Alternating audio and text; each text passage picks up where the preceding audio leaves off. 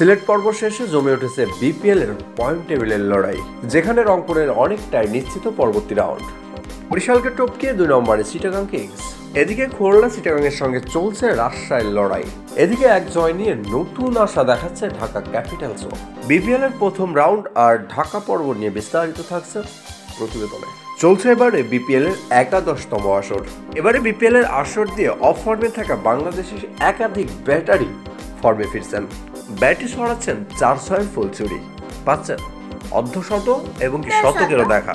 এবারে বিপিএল 200 থেকে শুরু করে 250 রানের ইনিংসও দেখেছে টাইগার ভক্তরা, যেখানে দেশি ব্যাটারদের একাধিক দাপট আর সাথে বলেরও ব্যাপক উন্নতি।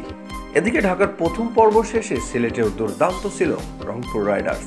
এবারে বিপিএল এ ঢাকার 1 জয় আর সিলেটের 2 জয়ের পরে বদলে গেছে পয়েন্ট টেবিলের চিত্র।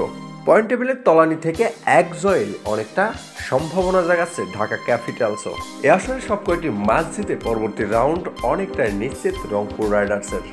বরিশালকে টপকিয়ে পয়েন্ট টেবিলের 2 নম্বরে অবস্থান করছেন চট্টগ্রাম কিংস। 7 ম্যাচে জয় নিয়ে পয়েন্ট টেবিলের 14 পয়েন্ট নিয়ে 1 নম্বরে অবস্থান করছে রংপুর রাইডার্স। প্লে অফ নিশ্চিত করতে আর মাত্র একটি জয়ের অপেক্ষায় নুরুল হাসান সোহানের দল।